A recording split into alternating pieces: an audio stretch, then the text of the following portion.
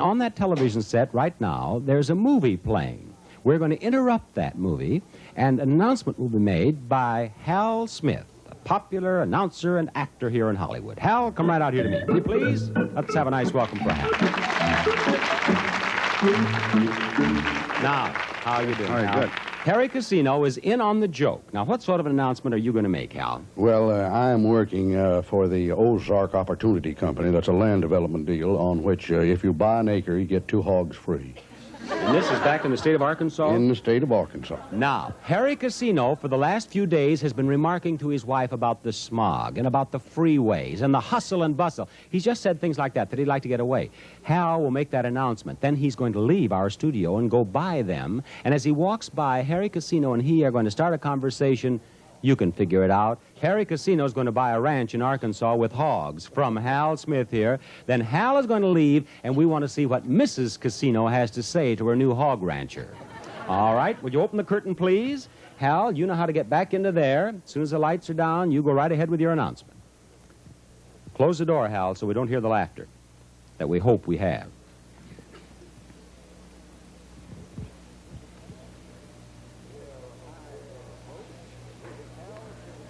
Well, hi there, folks. This is Hal Smith, better known as Hog Calling Hal. Soy! Soy! Peek, peek, peek, peek, peek! Soy! Well, that's a means of identifying myself. I'm inviting you to get in on the latest land boom, ladies and gentlemen, at rock-bottom prices. Now, that's right. The Ozark Opportunities Company is offering, for a limited time only, your choice of acreage, and choice acreage it is, too, in Arkansas. Why, you can own the hog ranch of your dreams, folks. Yes, sir. A self-sufficient, it's not only self-sufficient, but a self-perpetrating, profit-making ranch making money for you right from the start. Oh, I tell you, think of it. Ozark Opportunities, that's this little sign right here. Ozark Opportunities offers you 2 hogs, mind you, with every acre you buy. 2 acres, that's 4 hogs. 100 acres, that's 200 hogs. Why, you can start small and you can grow or be big instant. Now, folks, get away from the smog and the traffic and the demands of city life. All we want you to do is get back to nature and relax. Have you ever heard the squeal of one of them little pigs? Why, I tell you, that's wonderful. So don't forget, folks, just listen to me now, because back to nature, these Ozark Opportunities are yours right now. A ranch to fit everybody's needs, whether you're single, whether you're married, folks who want to have just some hired hands around. Now, the best of all, Ozark Opportunities lets the hogs work for you. That's right. Now, don't pass this up, because only a limited number of acres are going to be available, and there's only a limited number of hogs left, too. Confidentially, folks, friends are stopping me on the street everywhere and talking to me about this deal. But if I don't happen to get to see you, well, then all you have to do is call. And here's the telephone number right here. Phone 769-3105. 769-3105. Call right away. And if you will, please call. We'll send you one of these contracts right in the mail today. So call us collect, folks, if you have to. This could be the luckiest phone call of your entire life. Get into the hog business. As a matter of fact, you will be in hog heaven for sure. Thank you. Okay, Hal. Come on, Hal, that was beautiful, beautiful, beautiful. Keep up the good work. Oh, that was great. Now, remember, Harry Casino is in on the whole thing. It's a joke on his wife. Hal will just go right around here down a hall, and he'll be joining them. And when I saw her on this monitor here, she looks like the type who's not going for anybody's hog ranch. I noticed they had Springfield, Missouri on there, my old hometown. I didn't even know the art director had done that. But if they have Ozark Opportunities, they'll be in Springfield, Missouri. You can make up your mind to that. Oh, that Hal Smith was great, wasn't he? Now, here he goes. Oh. Have you seen Tony, the prop man? No. Well, I've got to leave this stuff. Say, aren't you that fellow on TV right now? Yeah. Just this right now? Yes. I want to leave Tony, but pardon me, just a minute. Turn this down. Oh, you can turn it off. That's okay. Oh, all right. I'll leave Tony. What's the deal on that? Well, I work for the Ozark Opportunities Company, which is quite a thing. As a matter of fact, we have just a very few acres left and a few hogs left, but For every acre you buy, we give you 2 hogs. Now, that's a male and female hog. You can start in business right now. The reason I'm out of breath is that I have to get out of here pretty soon. I've got to be on another station. But really, the opportunity is there. If you're interested, I sure wish you'd... I sure we should take a look at this. The acreage sells for, well, I think we've got some left at about $7,500 an acre. What's it take to get into the deal? Just 10% down. 500 or? Well, if you can make it $750, I'd be happy to write you up right here. Where is it? Well, it's in Arkansas. Listen, you'll be alone. It's the most fantastic place you've ever seen in your life. What is your name? Would you mind, that's all. If you sign that temporary contract, I'll be over at your house. I can be over there next week. Boy, you could get out of this area so fast, get out of this smog and all this smell and all. Why, listen, and raise your own pigs, you'd be in business so quick you just wouldn't believe it. Yeah, I mean, well, this is this is pigskin. Yes, I beg pardon? you get the ranch and the pigs and You'll get your ranch, whatever amount of acres you want. You write me a check for $750, brother, and you're in. I don't want to live in there. Well, well, ma'am, I tell you, this is probably one of the most fantastic You've offers. got to be You just kidding. sign your name, put your address on there. You don't know, darling. Maybe it's going to be a good deal. Well, it's a wonderful deal, believe me. You know, a lot of times wives do kind of hesitate, but once they get there, I'll tell you, this is just... You've been talking about getting out of it? This is it. Well, I think you're smart. Who, I me? really do. You want to write me a check there, if you will, please. What is it? Gee, this is Put just on- fine. Thank Do you you. have a stamp or something? You've got to be Yeah, kidding me. I have a stamp. I can... that's right, $750. $750. And everything goes with it. I mean, there's no... You get your pigs, you'll get everything. Listen, you'll start in business, and I tell you, I don't care what you're doing now, you're going to make a lot more money raising hogs. Believe me. It's just fantastic. Give me that contract, too, Will will you you please, come? sir? You'll be at the house next I week? sure will. I surely will. Oh, thank you very, very much. Oh, I appreciate it. And I'll make sure Tony gets it. Thanks so much. Yeah, and see you later. Okay. I've got to get over to another station. Thanks thank very you. much. Thank you, ma'am. You have got to be kidding me. Oh, it's an investment. You're kidding. Maybe it'll build something, you know? How do you know? You get everything's there, the hogs and You're the... crazy. You're crazy. I can't believe it. I cannot believe you. What is the matter with you? Think about it for a minute. I'm not going to think about it. You've been wanting to move anyway? I'm not moving. I am not moving. And I'm not moving there, you stupid ass.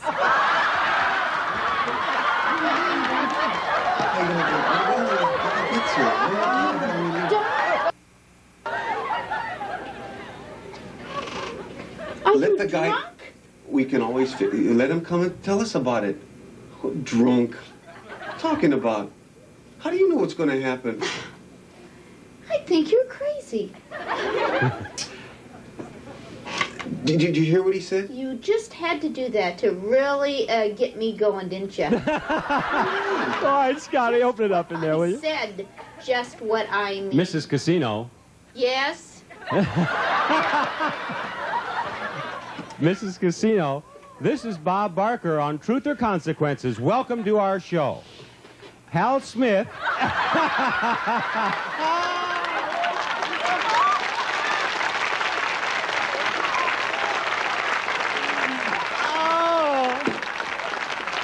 Harry, I can't say enough about how beautiful you were, Harry. Hal Smith was great, but Mrs. Casino, you're not looking at me. Look at him, honey. Mrs. Casino, I've done this show for 14 years, and you go down as one of our all-time best contestants. Mrs. Casino, Mrs. I can't believe it. Yeah! Harry, what did you get Mrs. into? Casino, What are you... did what any good red-blooded wife would do. Yes, sir. Our audience loves you. Everybody all over the country will love you. Is there anything you want to say to your husband now? Please. Yes, there's a lot I'd like to say. All right, Charlie, let's see if we can save the casino marriage. Okay, Mrs. Casino, just listen to this. We've got an opportunity for you now. And a Manna 22 side-by-side with an automatic ice maker and high humidity compartment with its own temperature humidity control that keeps vegetables cool and moist. Extra features from world-famous Amana.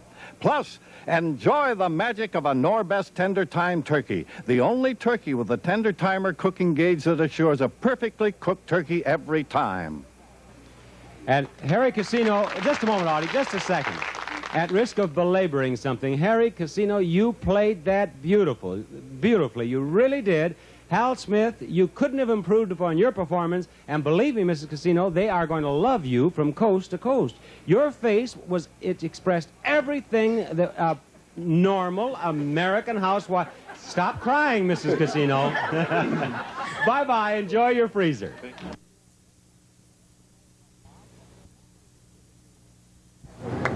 Now, I'll be over here with our honored guest in just a moment, our 1,000,000th contestant. But before I join her, I wanted you to see that all of our studio audience is out here, you see. And I'm going to go along here and meet some of them. And you just tell me who you are and where you're from. Jean Condon, Adrian, Michigan. From Michigan. Penny Hackett from Adrian, Michigan. Betty Scharfenberg, Los Angeles. Pam Hackett, North Hollywood. Ruth Elmer of Villa, Indiana. And Tammy. And Tammy, too, sure. Pam Atwood from Riverside, Kelly. Yes, and you're from Arkansas, I think. I'm Mary McCarvey, and if you knew how long I've waited for that, I'm so nervous. Just to be here, you're nervous? Just to be near you, I'm nervous. Just being near me? Yes. Well, now, Mary, I think, is that good or bad? Oh, honey, it's good. Is it good? Do you watch your show back in El Dorado, I Arkansas? wouldn't miss it for anything in the world. How large is El Dorado? Oh, gosh, about 20,000. About 20,000 people? Do you suppose that most of them are watching Truth or Consequences right now? Well, they will when I get back home, call them all up. Good. You call all 20,000 of them. Who are you? I'm Madeline Palmieri from San Diego, and I love you. Well, is this a proposal? Have a kiss. Yes. Good on camera. Thank you. Now that you see that we have people from the Midwest and the South and right here in our own Los Angeles area, I can't speak with all of our guests, but I know they're as excited as I am about the fact that you are our 1,000,000th contestant. Now, she's from Chicago originally. If you just joined us, her name is Mrs. Allen. And how long have you lived out here? Well, I've lived out here about 5 years. And I hope that you've been following Truth or Consequences. Yes, I have You told me I you have watched, For years. You listened to it on radio yes, with Ralph. I listened to it on radio. And you've been watching our show I looked at it here? on TV. Yes, I did. Good. Yes, I did. Well, now, as our 1,000,000th contestant, now let me orient you. This is Sunset Boulevard right here. If you ever come out to Hollywood, I know that Sunset Boulevard will be one of the landmarks that you will want to visit. And you can walk right along our studio here on Sunset Boulevard, and that's why we put this cement block here as near to the boulevard itself as we could, so that people going along here can look right in here and see your footprints, Mrs. Allen. I think that's wonderful. I'm so excited. I'm so thrilled. Good. All right, Ed, will you help me now? And I'll tell you, would you like to take your shoes off so that you don't get cement on your shoes? Here, just slip your shoes off there. That's a girl. Now, let's just lift her up, Ed, and lift her right out in the center there so her footprints are right out there where everybody can see them. Lift her up here. Okay. Oh,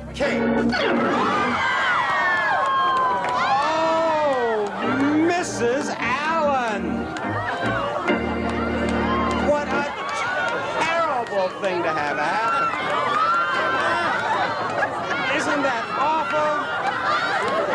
How could we make a mistake like that? Now, yes. Just a moment. Mrs. Allen wants to say something. I really put my foot in it the hard way. Really put your foot in. Now, look at the look of horror on this girl's face. I know what's running through your mind. What's your name? Pam. Pam, you're thinking, how could they do a thing like that to a nice little lady? Right. Well, I'll tell you, we wouldn't do a thing like this to a nice little lady who didn't know it was going to happen. This is not anybody's Mrs. Allen. This is Dolores Albin. Ed, help me get her out of here, will you please? It's over her head. This is Dolores Albin. She is a former acrobatic dancer and an actress in Hollywood now. And I don't honestly know that we're anywhere near our 1,000,000th contestant one way or the other. But I think she would make a wonderful 1,000,000th contestant, don't you? Yeah, anytime. Thank you very much, Dolores. You were just marvelous. You really were. And I can't imagine nicer faces to have on camera as she went in there. I was watching your faces, and it was the perfect reaction. About one would be just horror-struck, the next one was interested, and the next one thought, that's a good joke. Sure. Take a poor little lady out of an audience, take her out and drop her in a hole. That's good. Well, now, I'll tell you what. We have more mischief for you after this.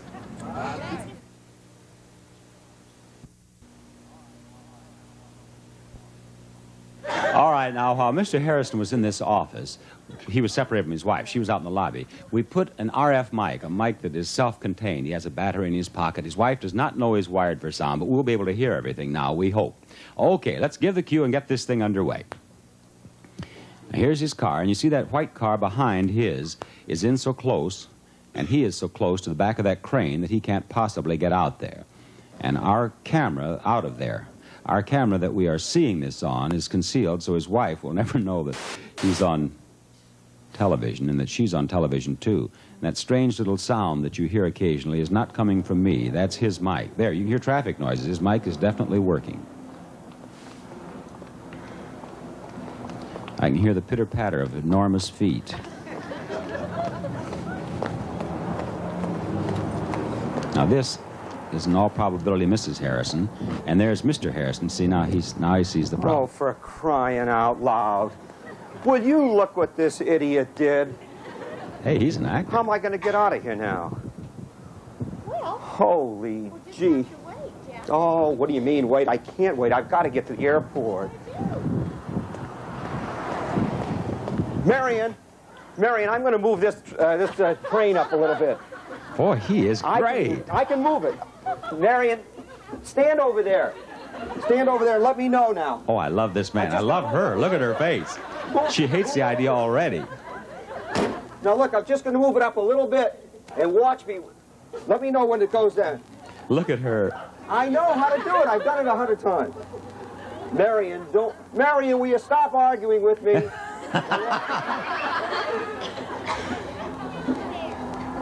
I can... Oh my God. What happened?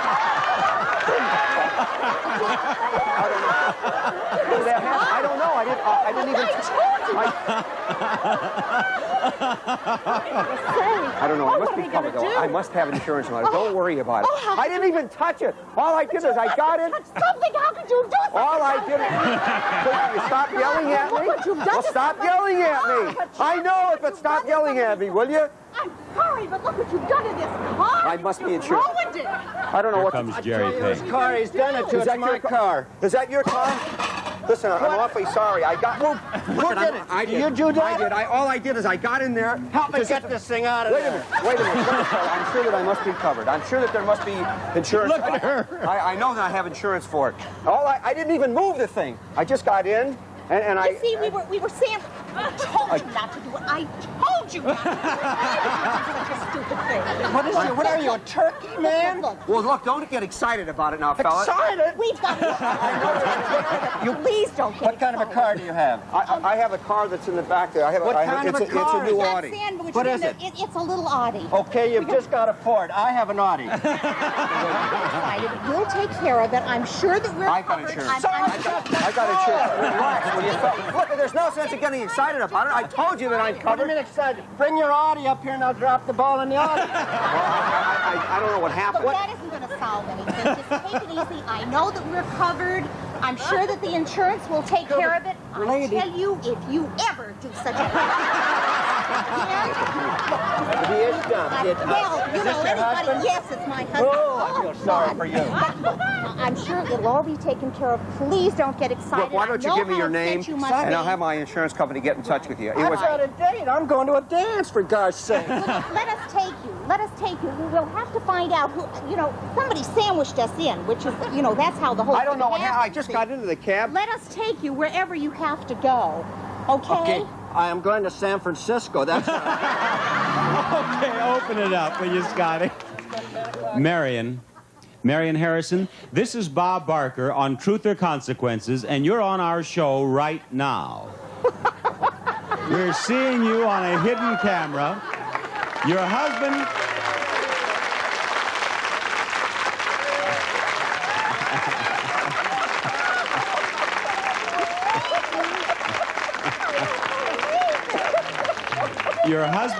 Your husband, Jack, is in on the whole thing. This is Jerry Payne of our staff. We're seeing you on a hidden camera from across the street. Your husband has a microphone on, and so does Jerry. We've heard everything you've said. And you have been one of the most marvelous contestants we have ever had on our show. What did you think when that ball hit that car? Well, I can't tell you. We're on mic. And Jack, you're a marvelous, marvelous actor. What do you do? How do you earn a living? Pardon? Well, how do you earn a living? What's your job? I'm in the hosiery business. I'm vice president of Bonnie Doon Hosiery on the West Coast. I'll bet you are the greatest salesman in the world. You're a marvelous actor. I tell you, Jerry, you played this very, very well. I still want their Audi. Yes, I don't blame you.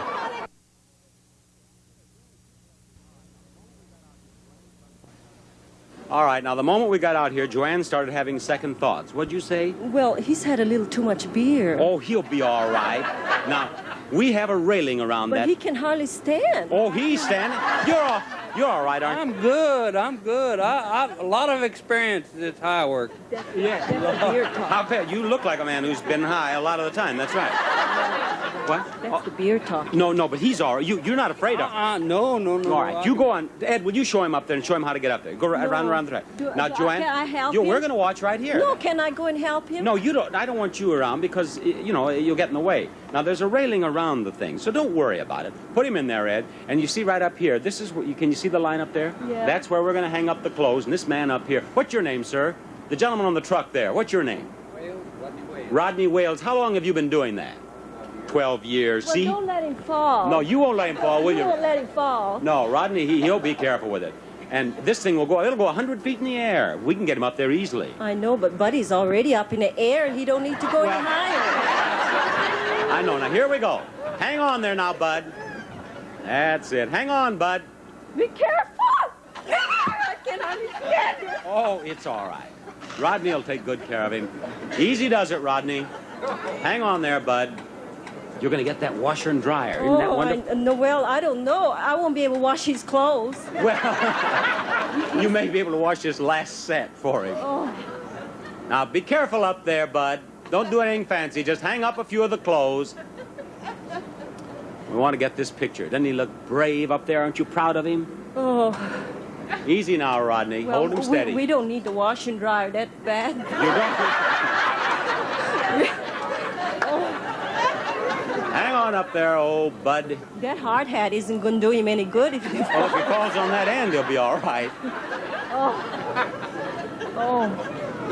Hold him steady up there, Rodney. He's a brave guy. Oh, my. Yes. Well, tell him not to lean over. Don't lean over too much. You tell him. Tell him yourself. Hold on.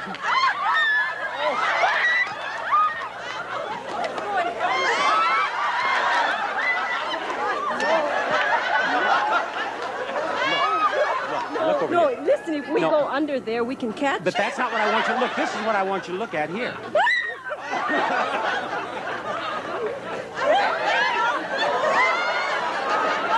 Oh, yes, this is Bill Couch. He's a stunt man, and it was all planned, Joe, and it's all right, and you got your washer and dryer, and Bud is right beside you, and Bill is all right, and Rodney's all right, and now, he knew all about, he was in on the whole joke. Oh, you dirty rat. I wanted to see if there was something sweet you wanted to say to him. And I want to thank you, Bud. You were a great contestant. So were you, Joanne. Go on in and get your washer and dryer.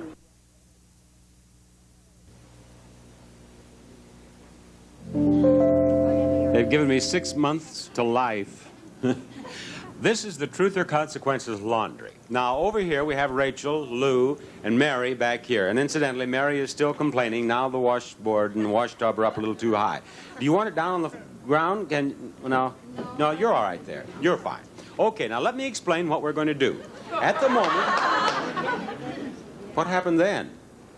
Did they just open the speaker? The audience is laughing and nothing's happening. Are you watching another show in there? What's going on back there where I just left? All right, I was explaining that there's nothing in the tubs as of this moment. There is a little soap and there's a brush and there's a scrub board. But over here we have a tub of water, or a barrel of water. Each of you has a yellow bucket there. In a moment, I'll say 1, 2, 3, go. You rush over, fill your bucket, come back and put it in the tub. Do that at least 3 times so that you'll have enough water to work with. Then there is a basket of clothes for you, Mary. Lou, these are your clothes in the center. Rachel, those are your clothes over there. You rush over, get the basket, bring them back, and put them in the tub. Then up here on this shelf, can you reach that, Mary? Up there, that's the girl. You can select whatever you want in the way of a detergent, come back, put as much detergent in here as you wish, and then go to work. The idea being to get the clothes as clean as possible, as fast as possible, and make as many bubbles as possible. Now, does anybody have a question? Mary? No. What if I get all the detergents and just go like that and make a lot of suds? That'd be a dirty trick. That's what it would be. Everybody should have to get some of the detergent. Okay. Okay. Do we leave them there? I beg your pardon? Do we leave them in the, do we leave them right here? We don't What? do anything else with the clothes after they're in there? Well, after you get them all clean, why don't you just get them out and hold them up so everybody can see them? Okay? Is the suds more important or the clean more important? They're equally important, Lou. They're equally important. All right, any other questions? Just a moment. Now, Mary has a question. What? Can I, when I finish washing the clothes, can I put them right here so I can know how many I have? Yes, that'd be a good idea. All right, Rachel, any questions? Lou? No. All right. Now, I'm going to get out because I don't want to get wet. So you just wait until I say 1, 2, 3, go, and then you start. Just a moment now. Let me get around here in front so I can see everything just as it happened. Okay, 1, 2, 3, go! There they go after their first bucket of water. Go back, put it in. Oh, I'm glad I got out of there. It is a mess in the laundry today. Come on, Mary, you can do it. Mary's over there with the clothes now. She must have enough water. Rachel and Lou are getting awfully wet. Rachel, don't forget your clothes, Rachel. She's putting the detergent. Oh, Mary has detergent all over. There she goes. Hurry up. Come on, Lou. There you go. Fine. Keep scrubbing. Now, Lou is doing a marvelous job. Lou is doing a marvelous job. Come on. Keep them going. Look at those suds. Oh, they are making suds. I have never seen such suds. Look, there goes Lou. Lou has disappeared. We've lost Lou. But he's still there. The clothes are flying out. Hurry up, Mary. Come on, Mary.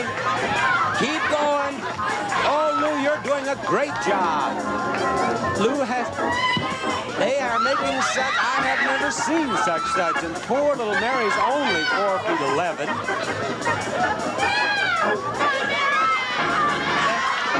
There she goes.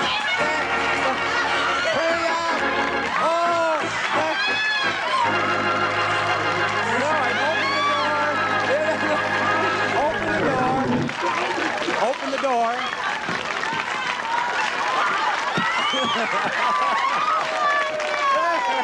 There they come. Can you get a shot of this over here? Keep the door open. Ed, get the door open, Ed. Get the door. We still have... Here they come. Here's Mary.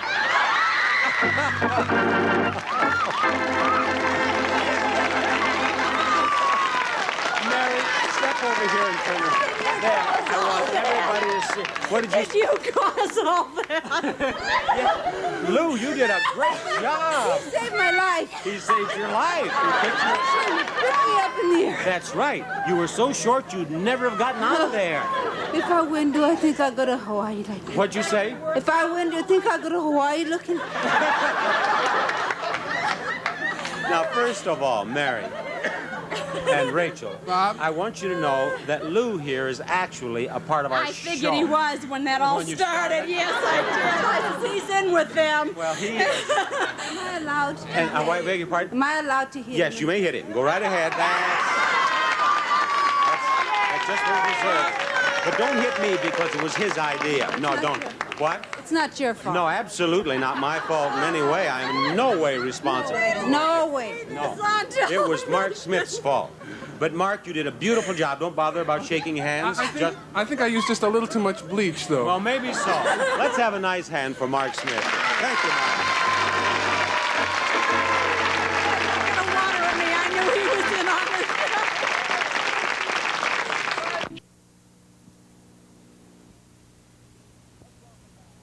It's a very unusual consequence. Let's welcome back Mike Walker.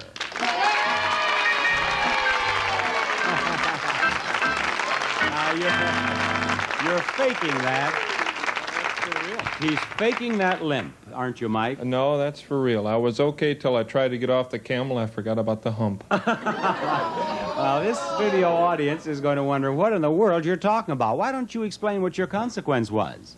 Well, I was in a camel race. Now, where in the world would we find a camel race for you to enter? That's what I wanted to know, too. You found it in Indio at the date festival down there. The National Date Festival at Indio, and it's the famous camel race that they hold there every year, don't they? Right. How many people were there in the grandstands as you raced around on your camel? A few hundred. Few hundred. There were 5,000 people there. That many? Yes. I didn't you went have by time so to... fast that you didn't have a chance I to never see. had time to count them. You were busy. What do you think of camels? Would you like to have one? Oh, that was fantastic. I wouldn't want to have one. They don't allow pets in my apartment building. Love to do it again, though. Would you? Oh, yeah. Well, it was great. I thought these camels were pretty wild from what the fellas from the show said when they got back. Yeah, that's what makes it fun. They're wild. And they told me, they said these camels can spit 30 feet. If they don't like someone, they... And did your camel like you? Oh, no, yes, she loved me. So she didn't spit on you? Oh, no. Oh, no. No. We got along very well. Did you get to pick out your own camel, or did they just assign you a camel? They assigned me a camel. And, but it was the prettiest one. What was the camel's name? Tawny. Tawny? Yeah, something like that. We didn't get that friendly. I understand.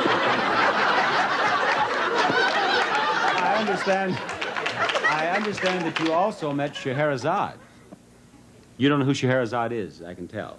Was that the queen? Yes. Yeah, I met her. She was in our audience even before we were sending the contestant to Indio. I mean, before we planned that consequence. Although we did have that in mind, but once we met Scheherazade, we knew we wanted to send a contestant. And I saw, we have a film. Yeah, we have a film here of all of your adventures, and she's the girl who came out and gave you the kiss and pinned the ribbon on you. She was nice. Yes, she was. A little short. Well, for you, yes, but just right for a lot of us. Step over here with me, will you, Mike? We have a television set here. You have monitors around your studio there, and you folks at home are going to see a film of Mike's adventures at the Indio Date Festival. And here's the sign. And here, now, you see all these people? There were 5,000 people there. And here's one of the camels. They're saddling it up. Why don't you... Is this your camel? Now, here you are. See, he had on his... he had his own crash helmet with him, which I thought was not unwise. Now, watch this young lady. She had a problem or two. Now, there they go, you see. Here's the race itself. Which one are you? Oh, here you are on the left. I'm the one still standing. Now, what did they have? Did they have lead ponies supposedly leading the camels, or were the camels just loose? No, the camels jump up and they run wherever they want to. Well, what is the idea? To go around the enclosure there? There's only one idea to this. It's very simple, actually. The only idea is to stay on it. Look at him waving one. There's Scheherazade up there with her court, see? You were waving one hand there as you went by. You really are a good rider. Now, watch this. This I thought was particularly nice. Dresser Dahlstedt of our staff explained that the camel just went over there and got down for you to get off, but the race wasn't over, was it? Well, actually, she charged the wall at full speed. I thought I was going to end up in Scheherazade's lap. But you got back up. Now, here, this is what I was asking about the ponies. What is this pony doing out there? That's a girl on there that comes around and helps the camel get away from the wall. It's an interesting job. What do you do for a living? I help camels get away from the wall. Well, what's she doing now? Guiding it. She's guiding it from the wrong end. That's why you had so much trouble.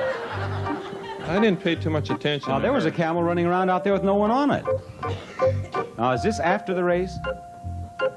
because I'm saving an announcement that is almost unbelievable for the final moments. You must be over, you're getting off. Would you believe it? He won the race. How about that?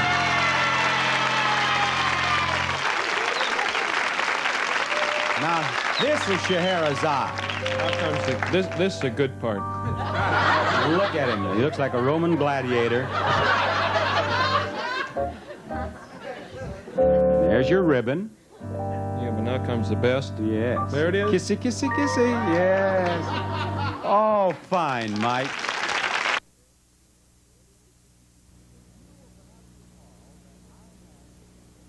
You will perhaps recall that I had with me a couple of contestants a few days ago who had a most unique assignment. You've heard the story, I'm sure, about George Washington throwing the dollar over the Rappahannock. You probably thought over the Potomac. Well, we did a little research, and it was not supposed to be the Potomac he threw the dollar over. It was supposed to have been the Rappahannock. So we found out where he supposedly did this, because there are some people who say he didn't actually do it, but most of the people around this area say he did do it. Where? Fredericksburg, Virginia. I chose two contestants, two gentlemen. I sent them to Fredericksburg, Virginia, to do what? To throw a dollar over the Rappahannock. They have made their attempt, and they are back. Let's welcome them back to Truth or Consequence.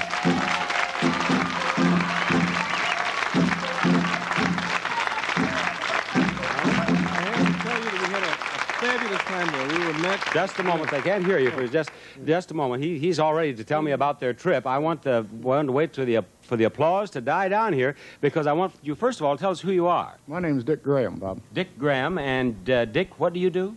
I'm with State Farm Insurance. Yes. And what's your name? Ed Devine. Ed Devine. And what do you do? Sales manager for Computer Guard. Fine. Now, how about it, Dick? Did you have a nice trip back to Virginia? Oh, it was wonderful. The people back there were just great. And did you wear this all the time you were gone?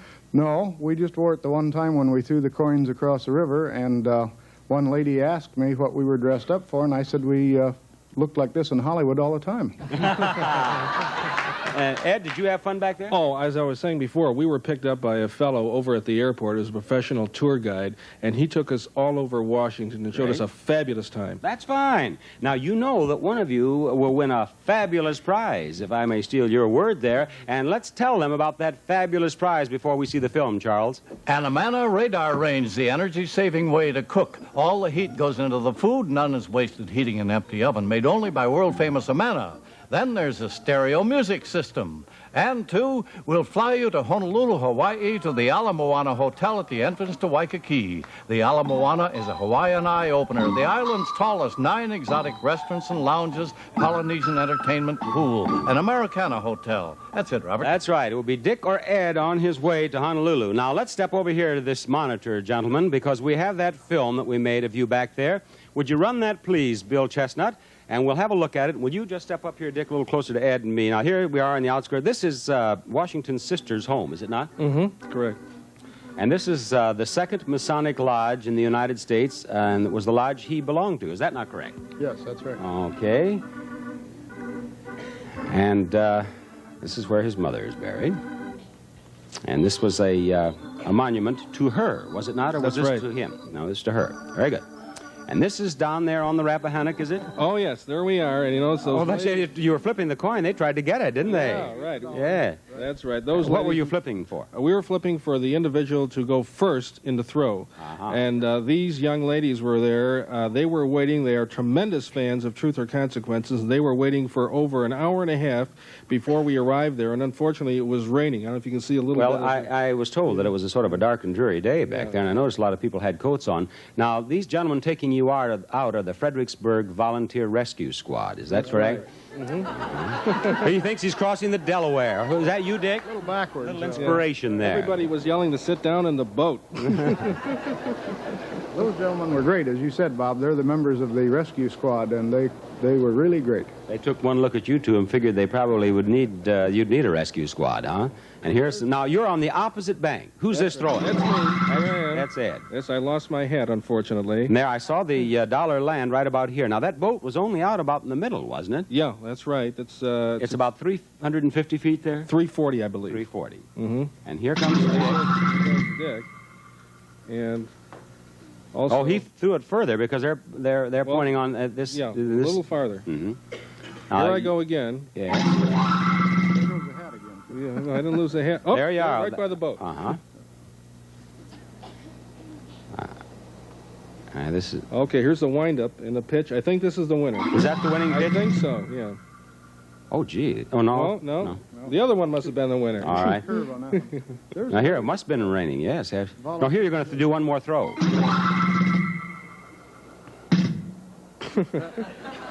Boy, when those dollars hit the water, it makes a lot bigger thud than I realized.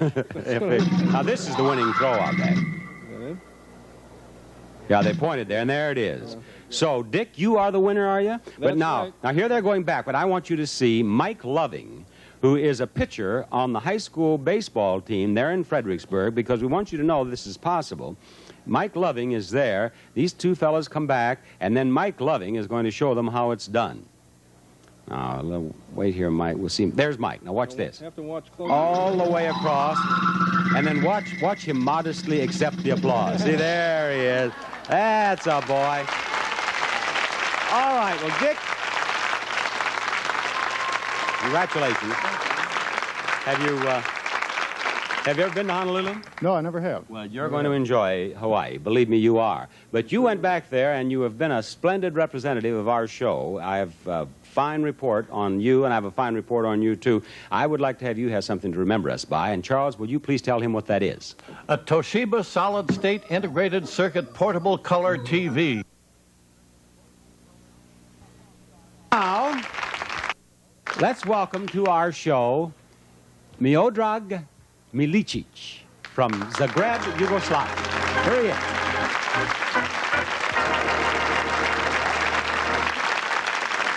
And this is Greg Petrovich here, who is out at USC and is going to interpret for me. Greg, thank you very much for helping us out. My pleasure. Now, Miodrag is a doctor, a medical doctor? Yes. Now, with your help, let's explain to our audience. As I understand it, his brother Ivan went to school in Italy. Is that right? Yes, that's right. Ask him, if you will, please, how long he was there in Italy. Koliko je vaš brat bio u Italiji? Koliko dugo? Znate li vi? Pa bio je otprilike preko 10 godina. Said about 10 years or so. He was there in Italy 10 years? Yeah. And he went to school there, and then during World War II, he was helpful to the American troops when they came in. Is this correct? Yes. Ask him. On je bio u školi tamo, jel? Da, išao studirat. Studirao je. I poslije došao je u Ameriku posle toga. Posle je išao u Ameriku, da. That's right. And then an American major arranged to have him come to the United States and go to school here. Is that right? Američki major je njemu garantirao da dođe u Ameriku. Jel tako bilo? Mislim da je bilo tako. He thinks that's the way it was. He's not sure about that. I see. His brother met an American girl and is married, and has married her and is living here now all these years. On je upoznao jednu Amerikanku i oženili su se. Jel tako? Jeste. That's right. And it is, ask him if you will, please, it is 35 years since he's seen you. 35 godina je od kad ga niste vidjeli. Da, 35 godina. Yes, that's right. Fine. Now, this is what I would like to do, Greg. I'd like to have you take the doctor out there and be seated. And John Ross will block the view of his brother so that you can get him seated. Then I will come in and I'll sit down and act as if I'm a little late for an appointment with you. I'll say something about, is this the gentleman you brought down for the interview, and that I want to find out more about him. So I'll start asking you questions that will gradually make it obvious to his brother that here at this table is the brother he has not seen for 35 years. Would you explain that to him in just as few words as you can? Okay. Mi ćemo poći tamo, sjest ćemo za stol i onda ćemo polako pričati i tako da vaš brat može vas prepoznati. Po glasu? Da. Da. Okay? That's right. All right. Very good, doctor. There. You take him right out here.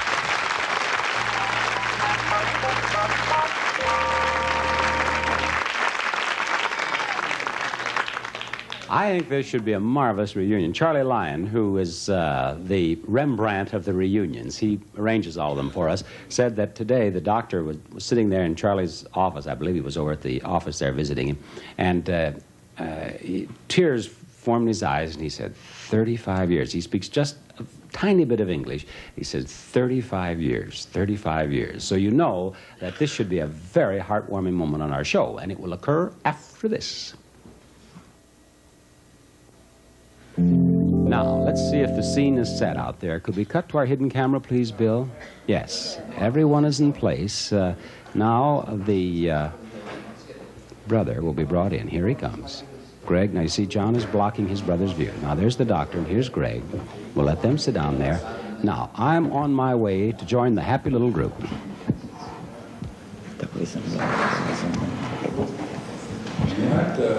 What, you have business up in there now? Or you just live? No, Pasadena. I've been living up in there. I see. Business in Pasadena.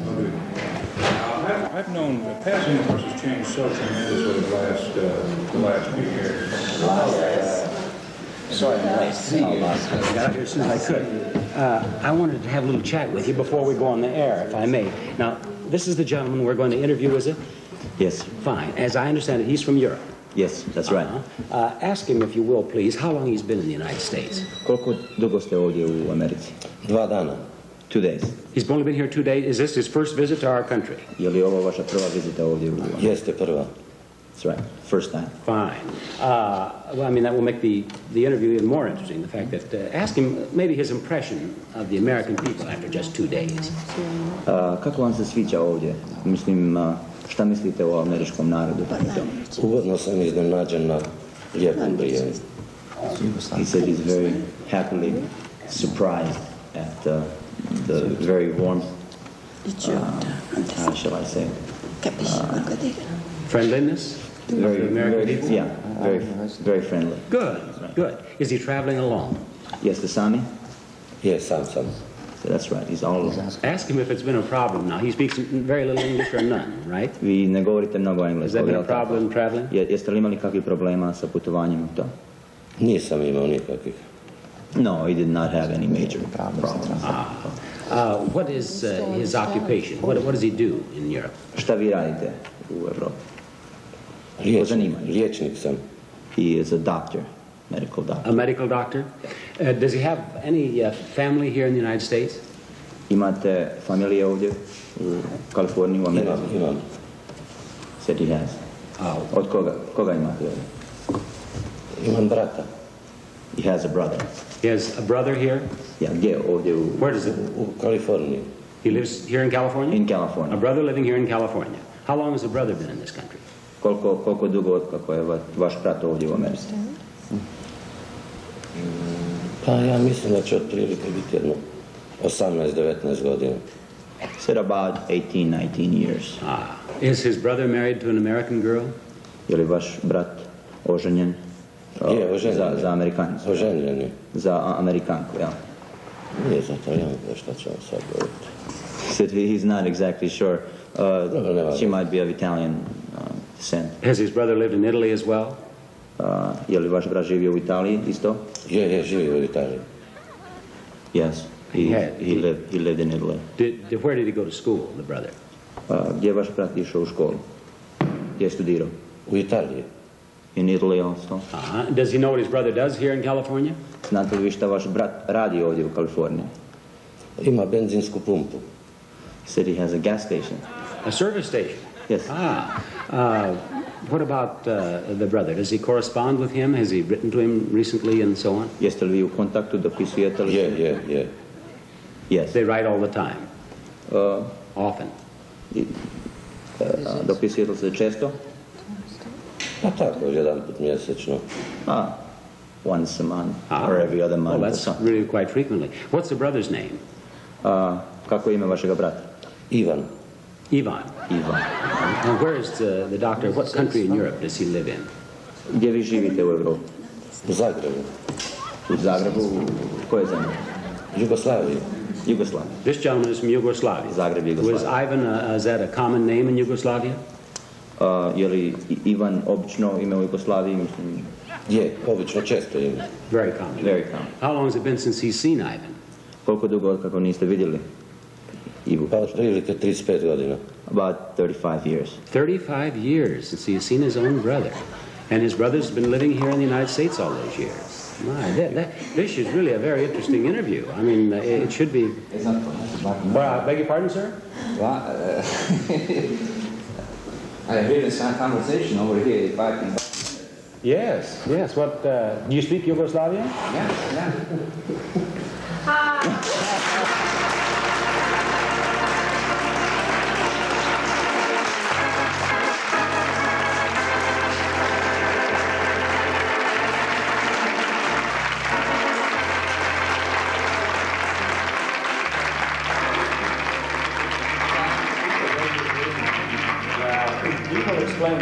thing to do. We had him flown here from Yugoslavia to surprise you on our show.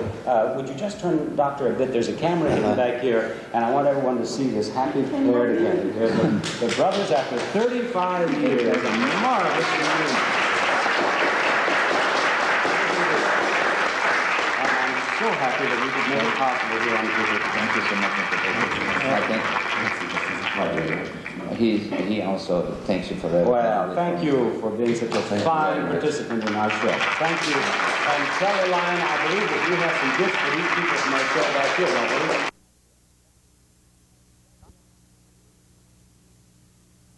don't we? And the speaker is open. Let's just listen and see how John is building this. Sleep through it, sleep off, and you can find that you'll be a little groggy when you wake up because you will have an inclination, you'll have a feeling that something wasn't completed. You don't even know what. You just have that uneasy feeling. But that's nothing, unless you get in the hands of somebody that is. Well, would you object showing me at least the premise of it, how it works? Well, we probably could. We could do it in a while. We could give it a try if you want. Well, just some idea. Well, all right. Do you feel that you trust me? Do you feel that I will? Well, I'm not afraid of you. No. Well, no, you don't. If you're not sure, afraid, why not? I mean, if you're an authority, we'll just do a short. Can you just sit back, relax? Wait, Sure. what are you going to tell him to do, though? Oh, no, nothing. It'll be very simple. Just see this little smile. I use this little smile face. You want to just look at that for a minute? All right. The only reason I'm having you look at this, so I can take a look at you looking at it, and I can tell how easy or how difficult you'd be. I see. Oh, that's fine. That's fine.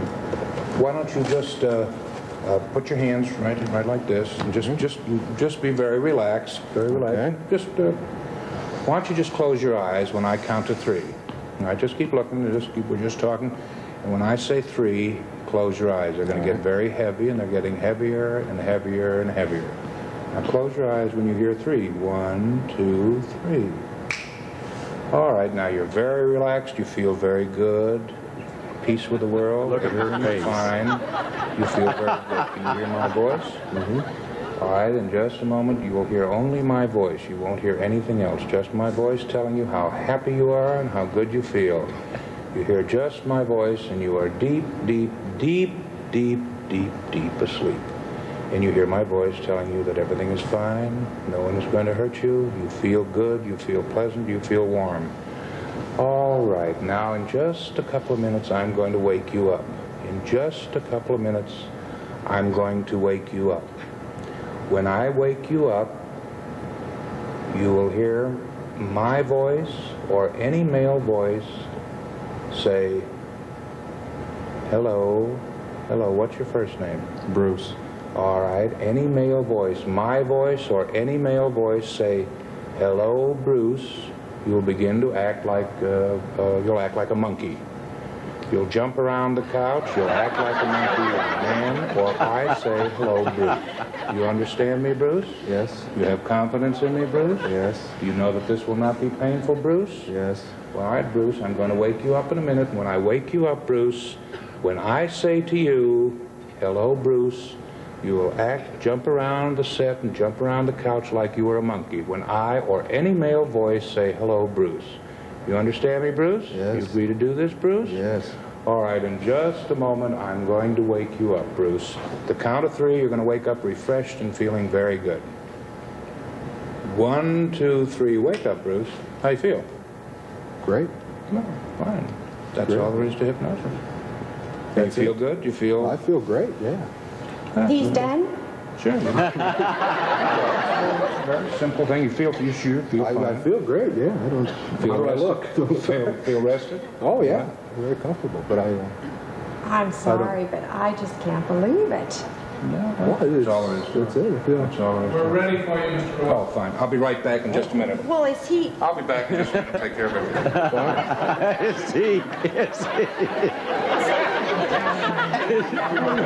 Thank you. Well, he didn't do anything. Well, I know. I heard every word he said. I don't feel fun. How can I turn into a monkey for crying out loud? Well, what did you let him do? When he comes back here, I'm going to tell him I'm sorry. He's a potential competitor for crying out loud. That's... Yeah, but we were Maybe just the game sitting should here. learn as much We about were the just sitting competitors as here you. and saying, Karen, hi. We're sorry, we're we got hung up on the freeway. Oh, boy, I was going to say, We're sorry.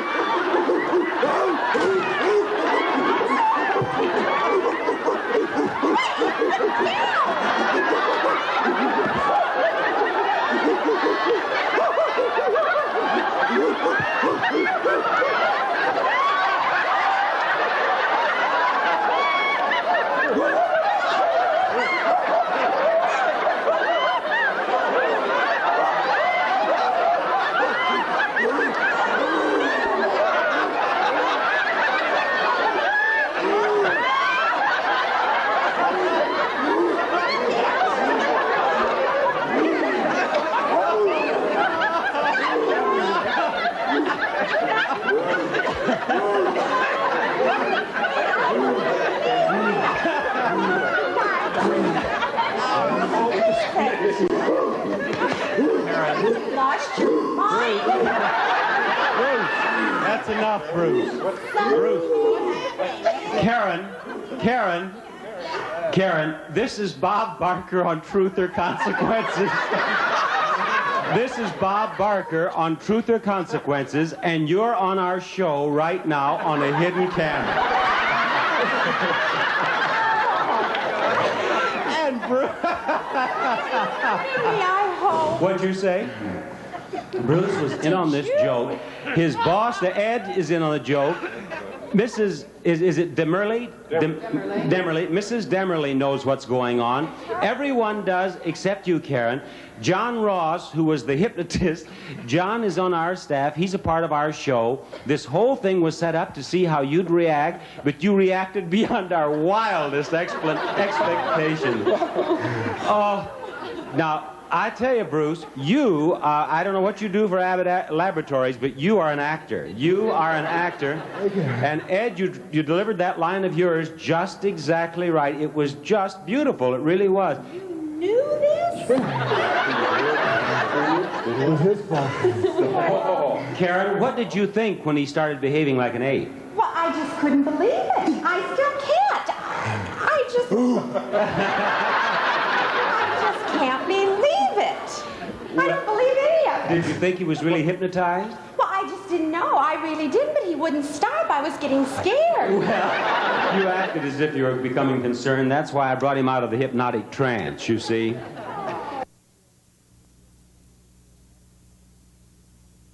Well, I want you to know that Truth or Consequences has done it again. Truth or Consequences has struck again. Where? At Auction 2, held by the Junior League of Los Angeles in the Palladium here in Hollywood just last week. Truth or Consequences played a joke on two ladies there with the help of their husbands. We have both couples here. Let's welcome them to our show. Would you come out and join me, please? There we are. And tell me who you are. I'm Amanda McIntyre. And you Jim are McIntyre. Jim and Amanda McIntyre. And you are Joan Williams. And Bill Williams. Bill and Joan Williams. Now, Bill and Jim helped us play a joke on these lovely ladies, didn't they? Yes. Yes, they did. Very definitely. You see, at Auction 2, you had all sorts of things, didn't you? You had paintings and Cows, furs and trips animals. and trips, yes, everything. And there at the auction, one of the things brought out to be auctioned off was this. Could we have this beautiful thing out here, please? This work of art. Can we get it over there? There we go. Here we are. It was this. There we are. Yes, what is it? That's one of the questions. What is it? Well, it was described, I will read the description, actually, that auctioneer Ed Jenkins used when he began auctioning this off. And these two began bidding on it. That was the joke they were playing on their wives. He described this. He said, "The gift of an anonymous donor, this piece is entitled Man's Best Friend, showing the profound influence of many of the modern masters, including Rodin and Picasso. This fine example of alloy composition would make a fine companion in the living room or garden, the product of many hours and many metals. The owner indicates this to be a highly valued work of artistic craftsmanship. Now, when this was brought out and the auctioneer began to ask for bids, Jim and Bill bid it. Well, we have it on film. Let's step over here. Come on, Mr. and Ms. McIntyre, Mr. and Ms. Williams. We have it on film. Watch your monitors up there. This is the Palladium in Hollywood. Run the film for us, will you please? This is auction 2. This is the stage. And as I said, this is sponsored by the Junior League of Los Angeles to raise funds for their projects. Now listen. Beginning right now. Yes. Now here's the dog being brought on. Yes. We weren't aware it was on stage at that point. We couldn't see it that way. Now here's auctioneer Ed Jenkins' description that I just read for you. Now here are the couple. My husband bidding. Yes, you are. You're standing up. There you are. This is Joan over here, is it? Yeah. That's Joni holding down Bill's arms. Yeah. Joan, what were you thinking at that moment? I thought he lost his mind. Absolutely lost his mind. Really. Bill, nothing's going to stop you. You're going to buy that dog, right? I wanted it. I'm thinking my husband slowly. Look. Amanda, you're holding your head over there. Look at Amanda. And she's holding his hands down now, Joan is.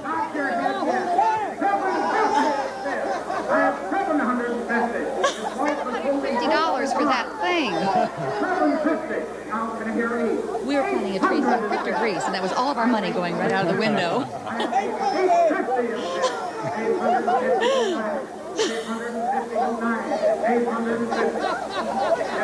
Now, I was about here. I cut in by telephone. There, you can hear my voice in the background. On Truth or Consequences. And all of you are a part of Truth or Consequences at this very moment. Look at Amanda. Yeah. Amanda McIntyre, you do not have to be so disturbed. Jim has not really lost that dog.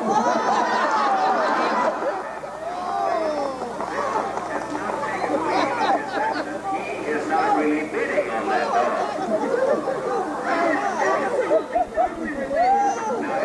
You can hardly hear our conversation here. I was utterly relieved. You were relieved is right. I was explaining then that they had not really purchased the dog. But charity event myself tonight, but I understand your reactions were rather exciting. What did you think when Jim started bidding on that dog? I was paralyzed. True. Do you and the Williams know each other? Very well. Did you think Bill and Jim had suddenly decided that this really was man's best friend? Probably lost him. Possibly they have. Anytime someone starts talking on Truth Consequence, they do have a tendency to behave much differently. And Bill and Jim... Why are you speaking this point? She was probably paralyzed. I'd love to speak with her. here's Joan. Mrs. Williams, Joan? Yes. Yes, this is Bob Barker. What do you think when Bill started bidding on that dog? Well, I thought he had too much to drink. Actually, I want to thank Engineer Ed Jenkins for helping us so beautifully with this consequence. Look at them holding their heads, both of them. Well, then we gave them a trip to Acapulco to auction off, and were they able to get some good bids on that? Oh, yes, very Good, definitely. Good.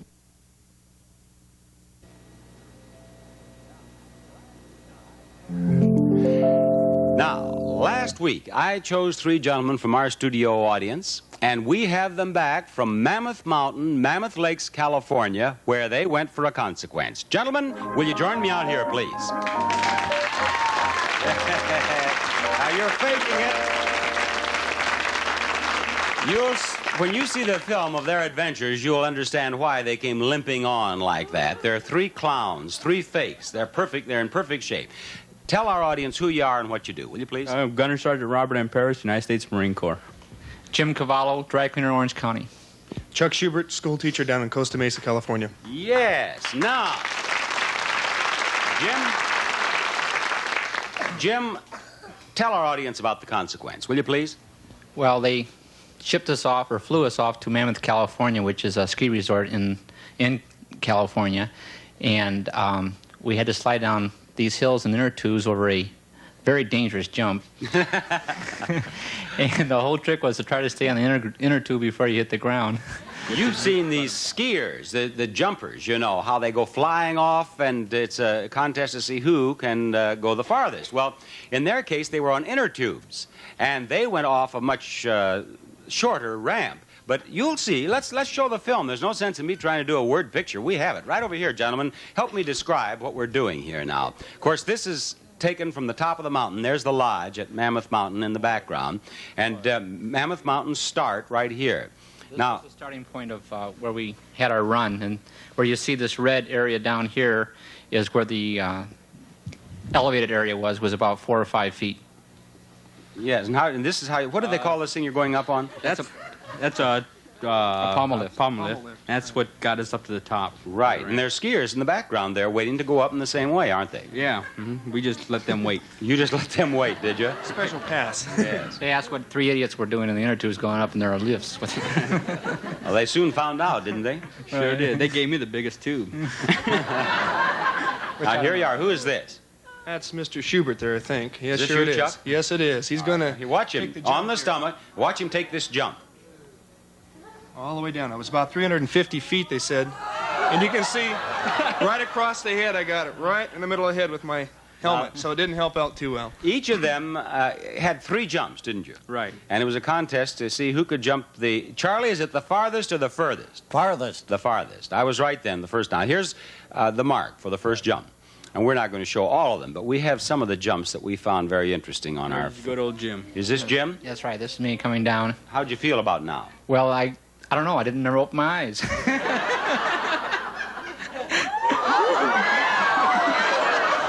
I think in skiing they call that a wipeout, don't they? That's right. Were some of the skiers around there commenting on your form? They weren't really sure what we were doing, and they weren't sure either. All they knew is they were glad they were on skis. I know. We did it a couple of times, and all the instructors wanted to do the same thing, so we had to fight for our energy. Here's Bob. Yeah, the star of all stars, I guess. Now watch this. This is one of the fantastic finish here. Are you gonna do it? Now watch, he leaps to his feet. That's the pain coming. Well, Vic Markman of our staff, who was up there in charge of this contest, who we couldn't get on the tube. He wouldn't go on the tube. We couldn't catch him. He said that the ski patrol was out there trying it out, having a marvelous time. Oh yeah, they were. We were trying to run. They chained us down. Go, Jim. Now who's this? This is me. This is Jim again. Right. Now watch this jump here. Look at that. You know, that looks like fun for you guys. It was fun. Looks like a lot. Now, who's the last jumper here? That's red. That would be Bob. Well, now, Bob he knows he has to beat. Oh, yes. I've got to beat all that You mark have to there. beat that mark. I've got to do it. Look at this. Beautiful, and he stayed on there. Now, I don't believe you know the results yourselves, but I have the results right here in my pocket, and I want you to know. Is there another jump on this film? I don't know what they're... Let's see. No, they're just measuring it. Yeah. They measured after each jump. They wouldn't show us. They make us stay down to the bottom. Right. They didn't want you to know. They wanted the excitement of the payoff here on the show. Chuck Schubert here made a jump of 18 feet 4 inches. Jim Cavallo made a jump of 20 feet. But Bob Paris went 24 feet. And what does Bob Paris win? A Toshiba 19-inch color TV.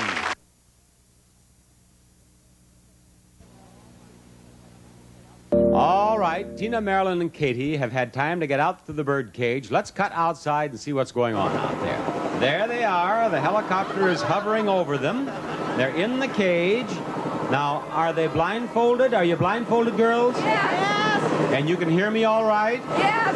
All right. Now, we have a speaker in the cage, so you'll be able to hear me. And we have microphones on each of you so that you will be able to hear you. And you cannot see, can you? No. No. Are you completely comfortable? No. No?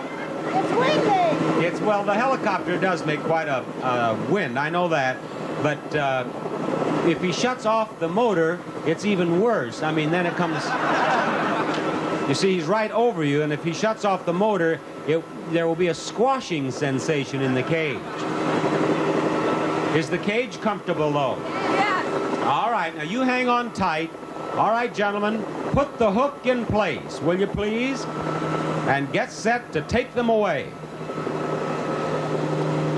Put the hook in place there, and let's get set to take them away. That's right. It'll take just a moment, girls, to get this hook just the way we want it. Now, do not remove your blindfolds until I say to, because that wouldn't be fair. Then the first one of you who identifies the famous Hollywood landmark wins the prize. Isn't this fun, Marilyn? Yes. Tina, are you happy? Yes, I am. Katie, do you like playing bird? Oh, love it, love it. Can you hear us? Yes, we can hear you. You have microphones on you. Is there something you'd like to say? Help. Help? You're just fine. All right, they just about have the hook attached. All right, take them away. There you go. How you like it? Great. It's scary. Is it scary? Yeah, I wish you were here. You wish I was there? Oh, they didn't have a bird suit for me, or I would have gone. Hang on. Is it rough up there? How do you like playing bird now, Marilyn? I love it.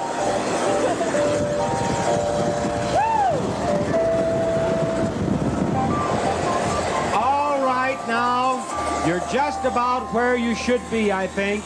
Remove your blindfold. We're back in the lot. Marilyn, did you think we had really sent you up in a helicopter? No. You did not. Did we fool you even for a moment, Tina? No. Yes, you did. Did you? Yes. Did we? Did you think that you were hanging from a helicopter? Yes. And you still stayed in that cage? Well, of course, you couldn't very well get out of the cage once you're up in the helicopter, I guess. You locked us up. Your blindfold came off, didn't it, Katie? Yes, but I kept my eyes closed. Did you keep your eyes closed? Sure, I didn't cheat. You didn't look down even when you're blindfolded? No, not at all. Well, now, that is the best contestant, if truthful, I have ever had. Yes. Well, girls, we were obviously just playing a joke on you, and that you were safe on the crane all the time. But we have nice prizes for them, don't we, Charlie?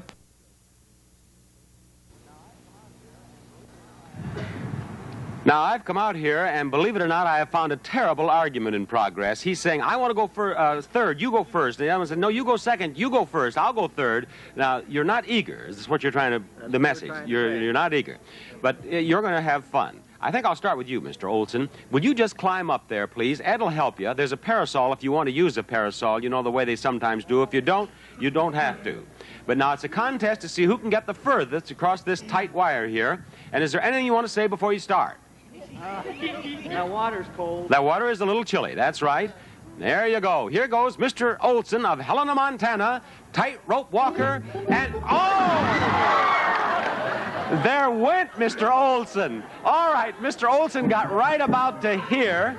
Isn't that fun, Terry? Great, he says, great. You got it right about here. I'll tell you what, do you want to go next? No, thanks.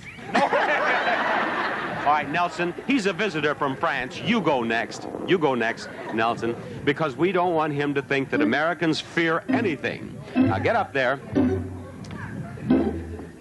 Beautiful. All right, now, Nelson, remember, Nelson, oh, you're going to use the parasol. Very good. Put the parasol up. I have the ham bone of Gar High here.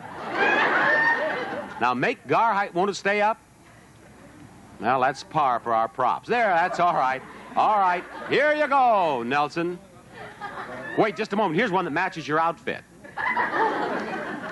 There you are, dear. All right. Here goes the pride of Gar High School. On to victory.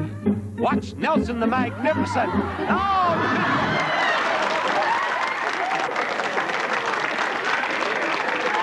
Oh, poor Nelson. What? Well, perfect gentleman. He goes back to get his parasol. Nelson, that was not the best wire walking I've ever seen, but it was the greatest fall I've ever seen. All right, now, Charles, and to each life, the time must come. Come, right. And if you'll just step over here. Here you go. It's very cold. What? It's too cold. It is a little chilly. But you get up there now. You want to make all the Frenchmen in the United States proud of you. Did he get farther than me, Bart? Well, I think it was about a tie so far. He may have gotten a little further than you, yeah? All right. Now, don't watch. Watch it. And help him. Watch it. Now, Ed, you stay over here by him. Don't leave him. Now, wait just a minute. What'd you say, Charles? I want the You want the parasol. All right. Now, hang on to that until you get pointed. You're going this way, remember. All right. Now, don't go fast. Just take it easy. Just take it. Wait, just a minute. What? What'd you say, Charlie? Too cold. It's cold. Well, just don't fall in, and then it won't be cold. Now, that's it. Hang on. Now, you're doing fine, Charlie. That's the way. That's good. That's very good. Look, watch it. That's very good. That. Don't fall back.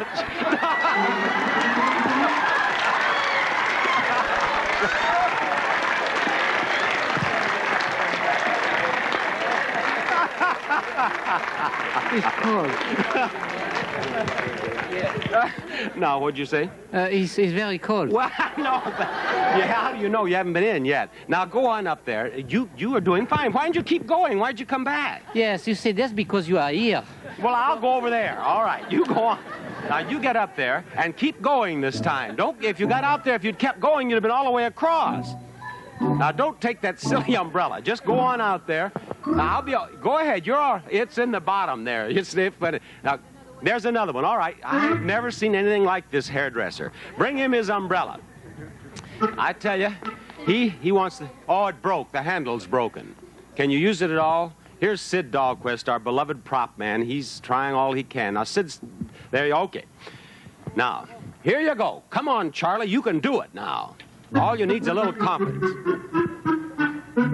That's good. Now, don't turn back this time. That's very good. That's wonderful.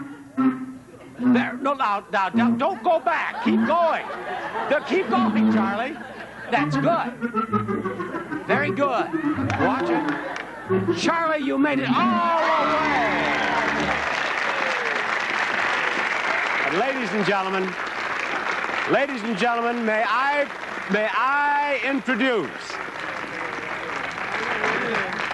I introduce the internationally known tightrope walker, Charlie Charles of France. Whip across there once and show him what you can do.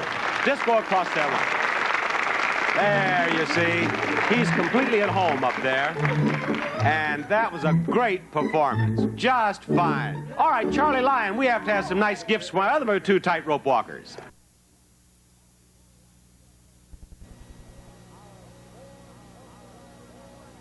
Our 4 sulky drivers are back. Let's welcome them back. Here they are. Yes, all America knows who you are, but perhaps there is someone in the studio audience who does not recall, who happened to miss the show when we sent you out to the sulky races. I'll go down the line. Tell them who you are and where you're from. My name is Donnell Maples, and I'm from Garden Grove. I'm Joan Simmons from Garden Grove. I'm Kathy Guzman from Panorama City. You're not too sure, are you, Kathy? She forgot her name for a moment. I'm Bev Bartnicki from Garden Grove. Fine. Kathy, tell everybody about this consequence. What did you have to do?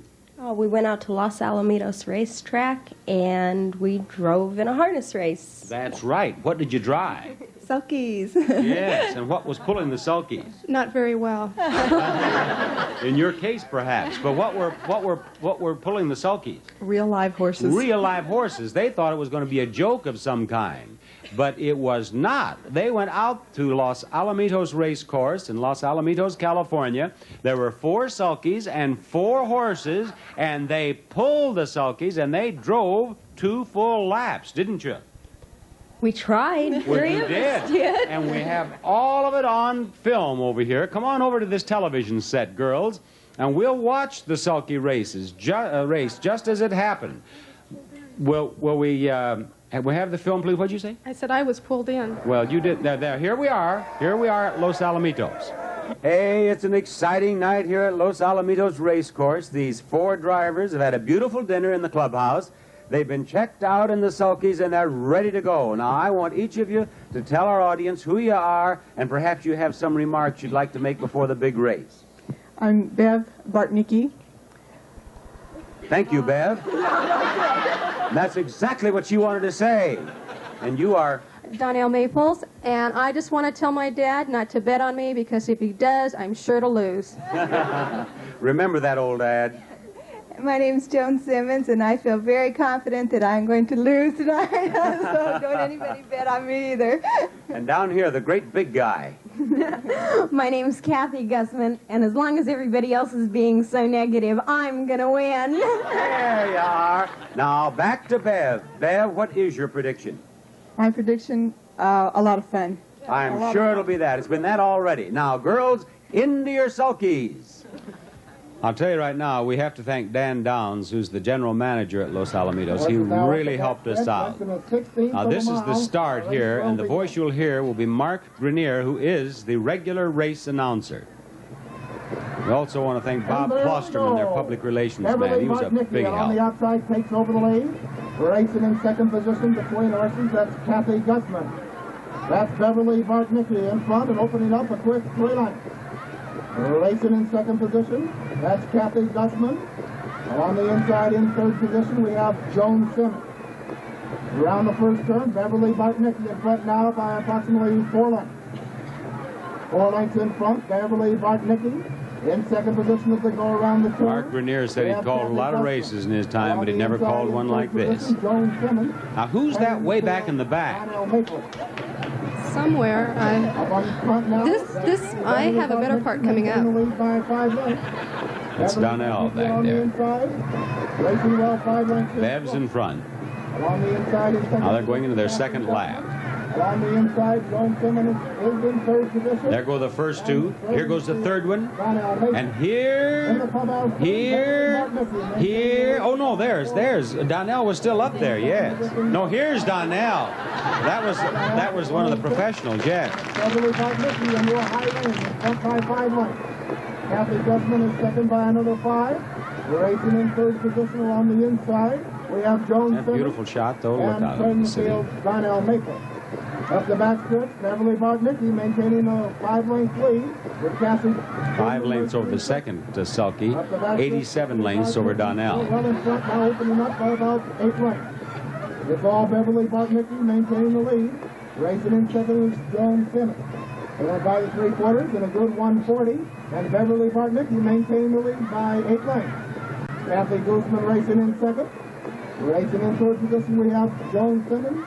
And somewhere, Donnell Maples.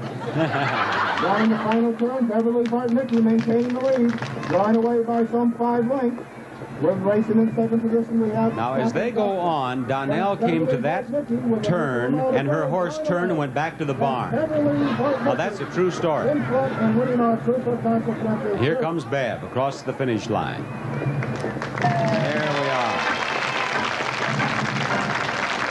Now, girls... Let's step back over here for just a moment. Let's see, Bev, you were the winner. Bev was first. Who was second? You were second, and you were third. And Donnell here, her horse actually turned on that last turn there and went back to the barn, didn't he? Yes, I wasn't sure where he was going. Well, that's where he went. But now, it wasn't all bad for you, because I have it on good authority that you have become acquainted with the driver who was instructing you, right? A little bit, yes. And is it true that you went back to the race course, or back to Los Alamitos the next night? Yes, I did. And had dinner with him and his mother and father? Oh, you shouldn't be saying this. So she didn't lose out completely, you see. But Bev, you won a washer and dryer, you won a refrigerator, freezer, and you won a trip to Acapulco. Yeah. But Charlie Lyon, what do we have for second and third here?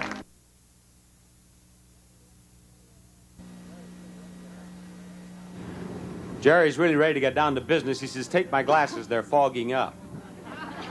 Now, they're all ready to go. Regina's a little nervous. Get out there in the lake, and I'll hold the microphone out, Jerry. Just imagine I'm not even here. You just do your little pitch. Okay. Serenader? All right. Just talk with her in the way that you think is appropriate. Okay. Can I sing to her? I want to sing to her. If you can row over this way, we'll be able to... Gently down the stream. Oh, he's going to sing. Life has been other dreams. What's the matter, Regina? Leaky over here. It's what? It's leaking over here. It's leaking? I've got a serenade. Let me sit over Fine, a week. Sit. Oh, God. What's the matter, Jerry? Let me get over here. Wait, let me get over the edge. Careful, Jerry. Right. Okay. Hold her hand steadier, Jerry. All right, I will. Jerry!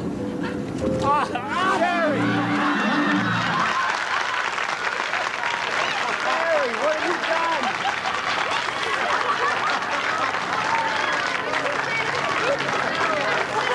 Jerry! Help her, Jerry. Take care of her. Take care of her, Jerry. Jerry! You're not sorry. Look at my... Jerry, did this ever happen on the raft? Yeah, just about. Jerry, come here. Come here. Come here, Regina. Jerry, listen. I want you to know that Regina Parton here is not a contestant. She's a stunt woman, and she deliberately turned that boat over. She had me going. She had you fooled, didn't she? She did. I could see by the look on your face that you were genuinely concerned about it. Regina, you did that very neatly. That feels so good. Is it nice in there? Well, you and Jerry can just play around in there all you want. Okay. But Jerry, I want you to know that we'll take care of your clothes and everything, so don't worry about that. But in addition to that, Charlie, we have something very nice for Jerry, don't we?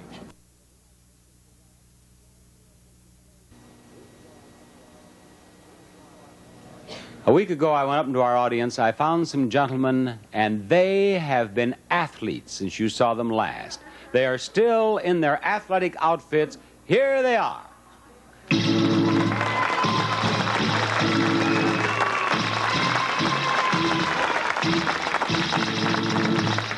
Beautiful specimens, I'm sure you'll agree. I'll go right down the line and just tell this audience who you are and where you're from.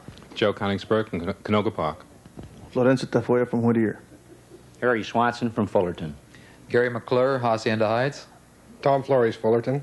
Marvin Anderson from Whittier. Now, perhaps you read in the sports pages recently about Bob Seagren winning this interesting competition in which they had such athletes as Johnny Bench, the great baseball catcher, Johnny Unitas, the great football quarterback, and Bob Seagren, who is a pole vaulter and the current holder of the outdoor pole vault record, and other athletes. And they competed in events at which they did not necessarily excel at all, such as running, as ping pong, lifting weights, this sort of thing. Well, I selected these 6 contestants from our studio audience, and they went to Notre Dame High School out here in the San Fernando Valley. And there, with the cooperation of the Notre Dame High School coach, John Skees, we staged our own competition of that type, with these 6 competing in different events. And we have it on film. And the winner got 6 points for a win. Second place got 5, third place got 4, and fourth place got 3. And I will announce, you gentlemen yourselves do not know how this all turned out. You don't know how the total points worked out. You will find out. We have beautiful prizes for our first 4. In fact, we have beautiful prizes for all of you. But let's step over here, will you, gentlemen? Let's see the film, will you please? And we'll see the first event. It's a bicycle race. And in this bicycle race now, they race a quarter mile around the Notre Dame High School track. Now, this is the high school there. It's just a shot to show you what a fine-looking building it is. And here are these athletes, you see, on their bicycles, and they're ready to go.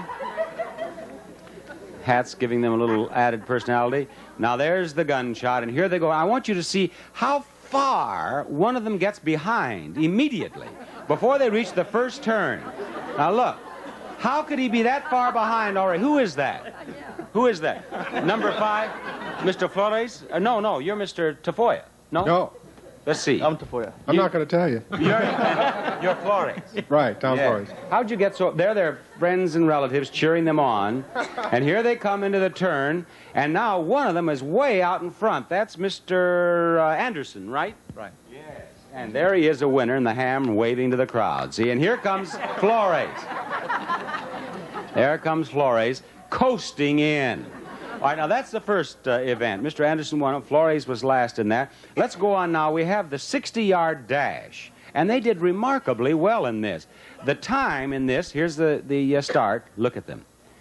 Now, here's a long shot of all of them, you see. I had no idea. They told me the time in this was 8.6.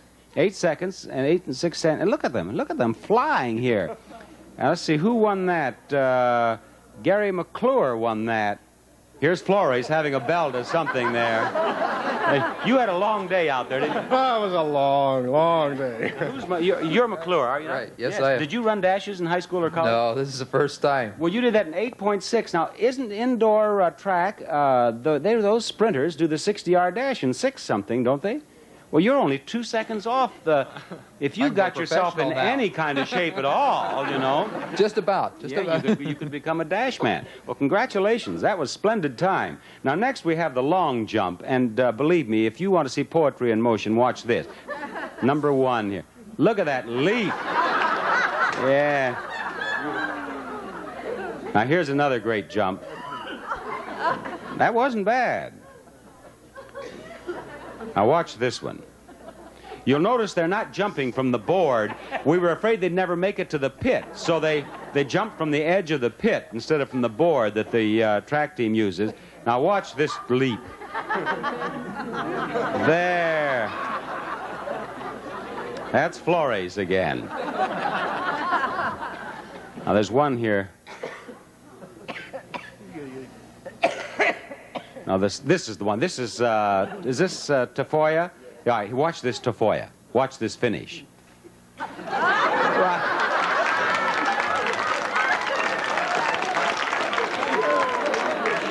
know what? You have too many tacos right there. That's your problem. Let's see, who won the long jump? Mr. Anderson won the long jump there. Okay, now the shot put. And here, things switch around a little bit. Tafoya finally comes through. He may not run as fast as some of them, but when it comes to strength, Mr. Tafoya won this. Now watch this form of some of them. That was number 1. Let's see, that's Königsberg. Now that was that Tafoya there? Yeah. Tafoya, he was our winner there.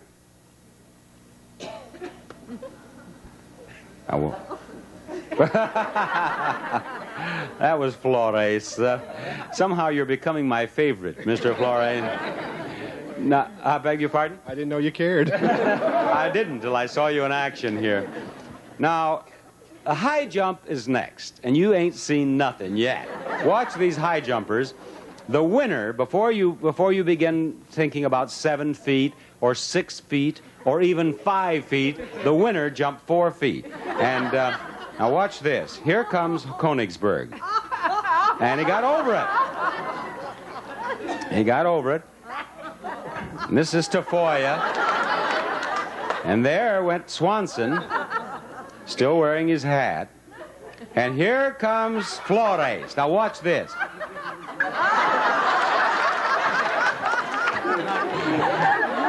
He's lying there wondering, why don't we throw the shot put again? Here's McClure, our sprint champion. He goes over almost, and here comes Mr. Flores. He's going to give it another try. And you can't fool him. There he goes. This is Mr. Anderson again. Here comes Flores. One last try. This is Königsberg, and look how he tried it. Here comes Tafoya, right on his enchilada. And there's McClure, and here comes Swanson, and over, and that was 4 feet and won it for Mr. Swanson. You won the high jump. Have you do any high jumping in high school? No, very little. Have you ever done any high jumping? No, very little. Told me I hadn't done any high jumping. I can imagine. Now, last but not least, we had our swimming. And let's show them the swimming, please. We discovered 2 of them can't swim. Now, that was a problem, but we let them swim anyway. Now, here they go. Now, in the there, see the one jumped in. Who are the 2 who can't swim? Right here. Swanson and Flores. Flores can't swim. Now, here they come. I believe Anderson is in the lead, and you really look great out there. Did you do any swimming in high school? No. Never in competition? No. But you have a very good stroke. You really do. But Flores, he's not going to give up. He's walking over there on the far side. Or is that Tafoya? No, you swim. I swim over there. Flores. Here they come. They're finishing up. And there's our winner. Very well done. Now, we had to stay with this. This is Tafoya there, isn't it? And here, over here is Swanson. Now watch him. He helpfully pushes the other one. But the thing was, he wasn't pushing him to the finish line. He was trying to push him under, is what he was doing. But I think they became good friends, and I'll tell you, you made friends with all of us here on Truth or Consequences. And now... And Jack Scott, let's see the film of their adventures at Marineland, please. Here we are. This is world-famous Marineland. Beautiful, beautiful place down there. This is an overhead shot of it. And we start here and pan back to this big tank. And back here is where these 2 fellas went underwater to play pool. Here they are. They're all set in their scuba diving equipment, as you can see. And we agreed that we'd flip a coin, and Clyde Tussey, who's the public relations director of Marineland, flips the coin here. And which one of you won? David won? Uh-huh. All right, there you are, just like a football referee telling you what happened after the flip. And here, is this David or is this... That's David. David, here's David going in. And here goes intrepid Charles. Now, here are some most interesting shots. This is beneath the surface of the water. And here is this antique model pool table from Murray & Sons, and we want to thank them because it'll never be the same. Now, you see the pocket? The green in the pocket is up there. The tortoise thinks that's grass or seafood. Now, watch this. This is a real study in tortoise nature. He tries it out, and, ooh, he doesn't like that taste. Not a bit. Now, watch him. No! Thumbs down on that. Wasn't that a great shot? Now, here they are. This Dave here? Yeah, that's Dave. And that's me. He's going to break now. Yeah. Well, I think Dave just... He has already broken. He's already broken. Now it's my shot, I think. Here's one of the first shots. Now it's his shot. Now it's my shot. Oh. Yeah. We just played that they could, if they made a ball, they get another shot. But you see how little the ball moves. See the speed on that ball. It's a couple inches each time, that's all. I think that's my shooting. Yeah, that's You're me. shooting? Uh-huh. I think I get a couple I think you make in this one time. here. Yeah, look at that ball bounce. That's follow through. Did you see that? Hey, look here. Now, see the balls? One goes in. There it goes. Balls all over the floor. Right. Was it tough to stay in position to shoot? A little bit, yeah. We just had to keep our buoyancy We were just stable. weighted. Both of us were weighted fairly heavy. That's David shooting. Now, this, as I recall, I saw this film. No, this is not it. It's the next shot. He got himself, I think, 2 on that one. Yeah, that's good. Very good. Now, here, That's me. you notice... No, now watch, but you scratch, don't you? I scratch. I Yeah. knocked in 4, but I scratched. 4, but the cue Watch, ball... there goes the cue ball. There. Charlie's a power shooter. He is a power shooter. Here's a Now, you see, look, audience, they're using the base end of the cue now, the handle. And you switch, you had better luck with that. We switched over because we found it shot the ball just a little bit further. It was also rubber, so it wouldn't slip off the ball. Now, this is the final shot of the match, and look at him. He's cleaned it off. Cleaned the and here we go, and there goes the last ball. Not and quite. he didn't I didn't. quite make it. Dave sets up, and boom, in he goes. And that's the game underwater. And Dave, you ended up the winner, didn't you? Congratulations. Thank you.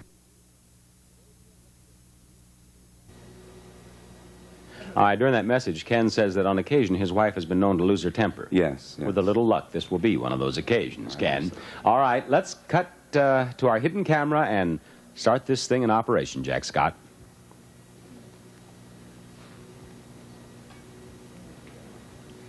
we have microphones hidden over there. Let's open those up so we can hear what they have to say. Ladies and gentlemen, we are interrupting this program to bring you a special event. At this very moment, the Trans-Pacific Communications satellite is hovering over Waikiki Beach in Honolulu. At this instant, from a hidden position where the bathers can't see it, a 4-pound handheld color television camera is being tested for the first time. Your comments on this transmission will be appreciated. Watch. Now, they will see the film just as we showed it to you. That's what we're supposed to be. Let's see. You're going to be staying by the Sheraton Waikiki. That's on what? Now, I wonder if that's the Sheraton Waikiki. Can you take the sound of the film down just a bit? We can't hear the ladies. It's so loud. The old Royal Hawaiian Hotel. Oh, I knew he was going to enjoy this. Look at the dance. Yes, he will. Thank you.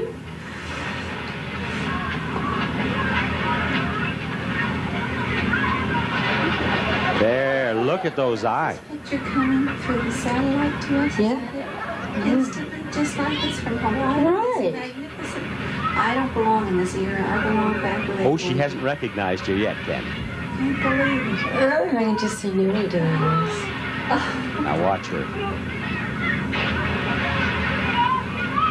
Oh, John. What a beautiful picture. She doesn't know you yet. The world is getting so small. Now, surely she...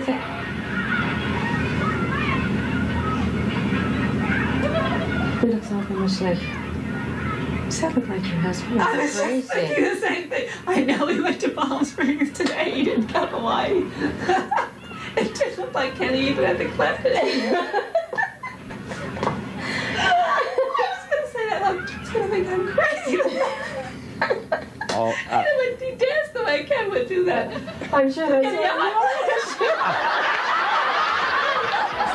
all right, Jack Scott, just come right on the PA and answer me. Would it be possible to run the last part of that again for her? No, Bob. You can't run it again? No, it's already passed through the projector. How long would it take? We need to stop down. All right, I'll tell you what. It's worth it. Let's do this. Let's have another commercial message right now. Keep them waiting out there and run that through again. Let's try it. All right, stand by. We'll fade to black. All right, now during that message, we've queued up the film again. Let's go right on, Jack. Let's cut back to our ladies and see what happens.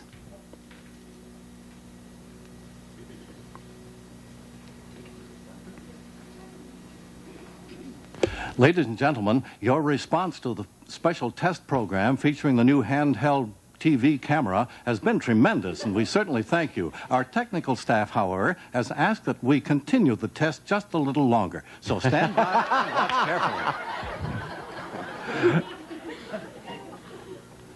Now, here she sees the film. Open the microphone over there. I can't stand this much longer. See, that's a loose shirt. Oh, I can't stand it, Jane. Look at it's just like him. Well, I can't tell. I don't. Maybe they're kidding. I don't think coming. Ken Now, is. come on, a nice close-up. I don't think Ken is that. Oh, heavy. that's his hairline. I shaved his neck. That's my husband. You can't tell me that's not my husband. Jane, come over. That's my husband. That's my husband. To you too. Oh, beautiful! Beautiful! Your husband. Jane, he's from Hawaii. I'm gonna cry. Oh, Where is this? Hold in front of this place. Open the speaker. Oh my gosh. Open the speaker, Jack. Mary Peterson. Mary Peterson, this is Bob Barker on Truth or Consequences, and you have been spectacularly wonderful as a contestant on our show. And will you please look into your monitor there, look into your television set, and will you come right in here? I'd like to have you meet one of my favorite hula dancers. Look at your television set, Mary. Can you see him? Yeah, I can see him. You see, Mary, what happened was... Are you all right, Mary? Not quite. Oh, you've been wonderful. You have been wonderful. When you didn't recognize him the first time you saw the film, we went into a commercial, we went back, and we queued up the film at just the right place again to give you another look. Our audience has loved you. You have just been exactly, I wish I could have every contestant just like you. But now, let me tell you, when he told you he was going to Palm Springs a few days ago, he actually was flown to Hawaii. He was in Hawaii for Mary. Now, Mary, now sit down, Mary. Take it easy, Mary. Mary, listen to me. He was actually there, but now let me finish. He was only there for 2 hours. That's too much. Now, Mary, he was flown to Hawaii. He was there for 2 hours. He was flown home. Then when he told you he was going to Palm Springs today, we brought him down here, and Jane there was in on this thing, and she...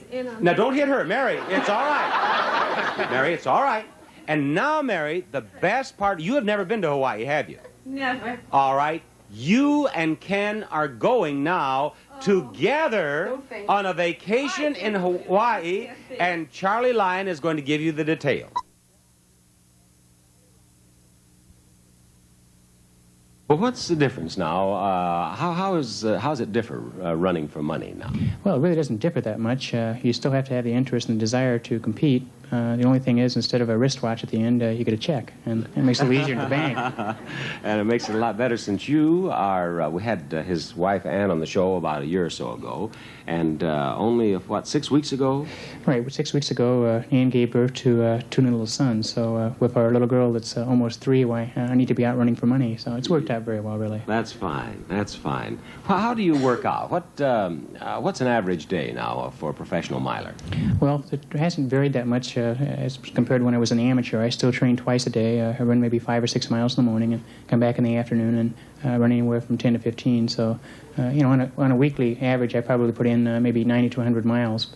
But it all gets you to where you want to go at the end of the season, good performances, and be able to run well. Good. Well, then you're in top shape right now, are you not? I hope so. Yeah. I hope so, too. Because you remember the 6 ladies I selected from the studio audience? And you remember I asked them, are you in pretty good shape? They're going to race with Jim Ryan. And there are a couple of the ladies from the Chevy Chase Club I don't think are going to make it. And I really don't, based on just a quick examination of the audience. But this is what we're going to do now, Jim. These 6 ladies are coming on shortly, and I talked to the lady in our audience from Georgia. You'll feel right at home because they're going to have on pantaloons and hoop skirts and bonnets and all long curls, and we'll have a southern mansion-type atmosphere back here. But I am going to tell them that, what will I tell them? I'll tell them that the Union Army is entering Georgia, and they're fleeing, you see.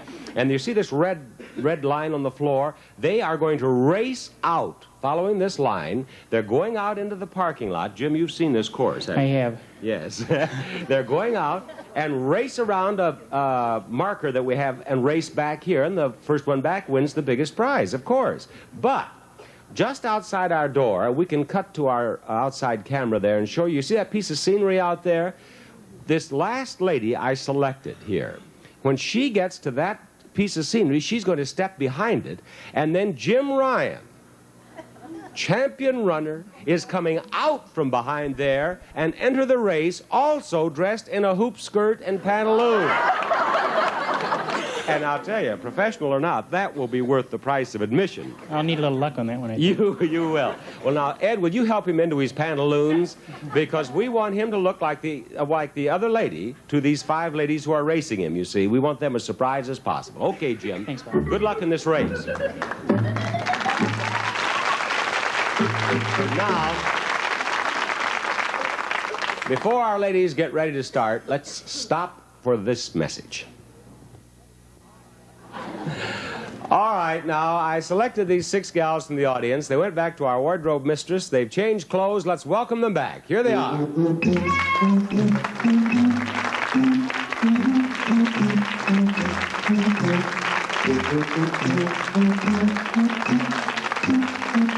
Yeah. Right down there.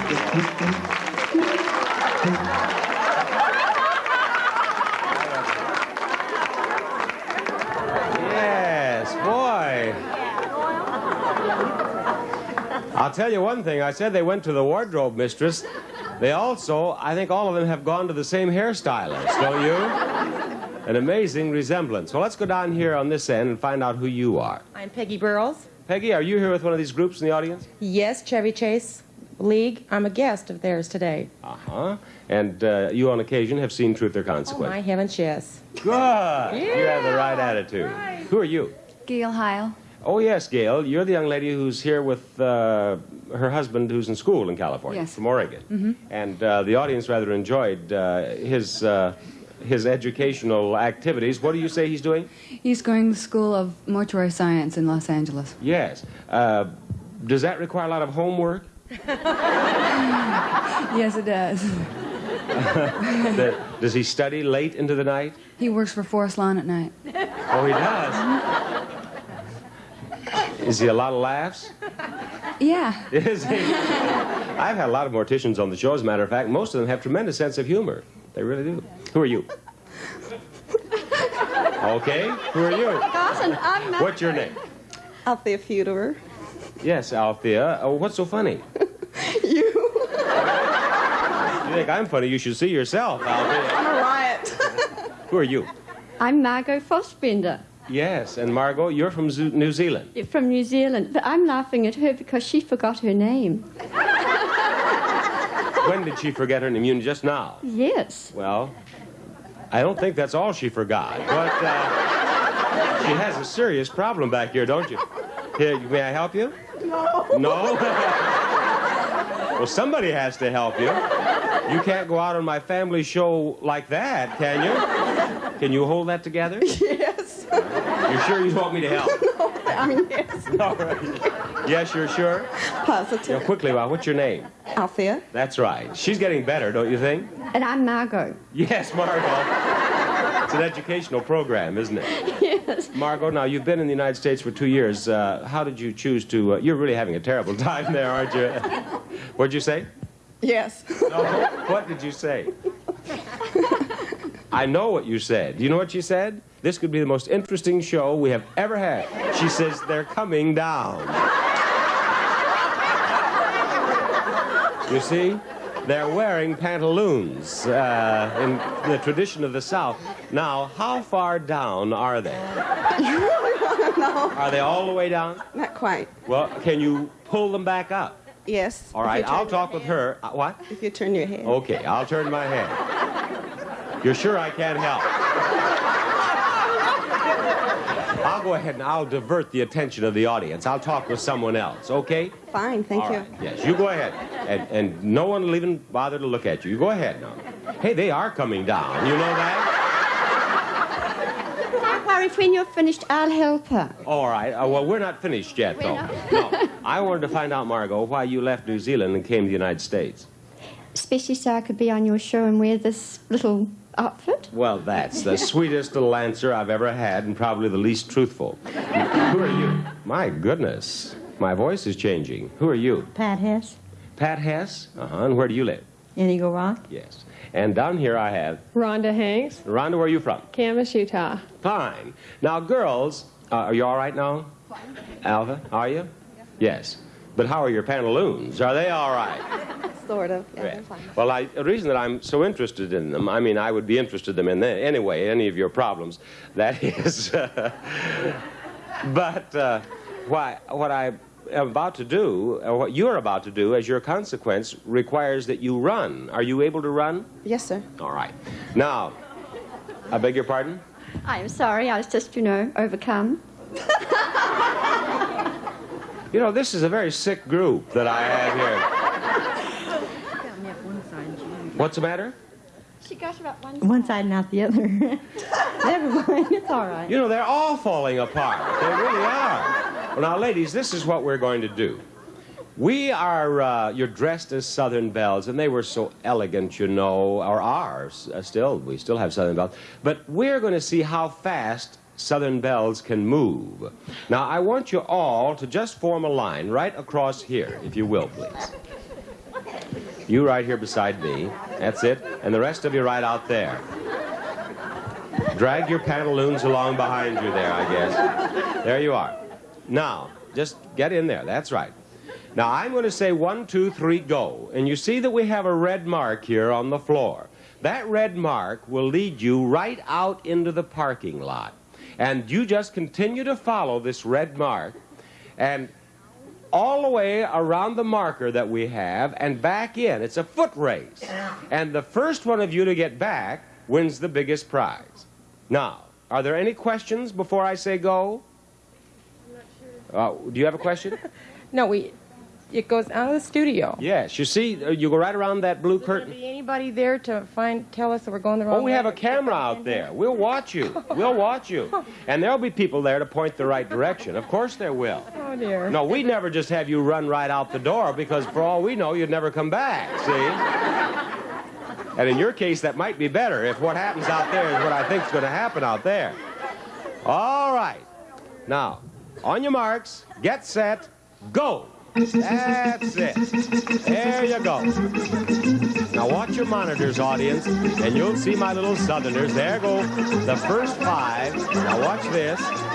Now here, look at here. There goes. Oh, beautiful. Look at her go. Look at her go. Oh, who would have known she could run like that?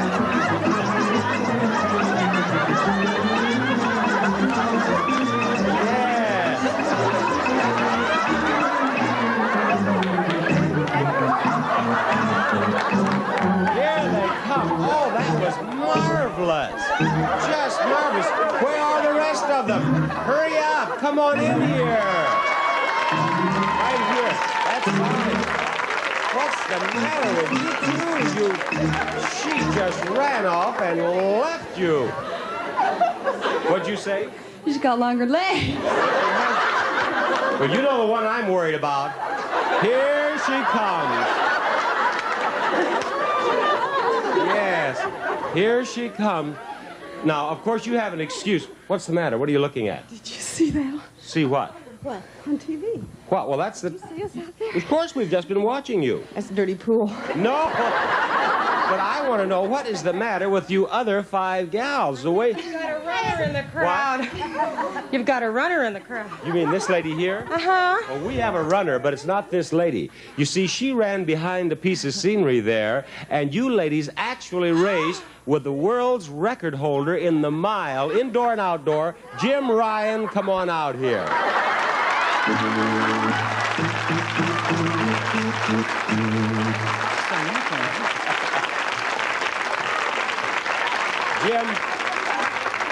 Jim has made a comment that I want him to repeat. What did you say? Hey, this is some uniform. I've never had anything quite like this. It is some uniform. Would you like to keep that for the pro tour? Well, it adds something to it, maybe. I'll tell you right we don't know about. I'll tell you right now, it's bound to help the tour. It is indeed. But you have just been marvelous. To have you on the show was a thrill, just to be able to talk with you about some of your background. But to have you enter into something like this was just great. Thank you so much. Let's have a nice hand for Jim Ryan. Thank you. Now, Charlie Lyon.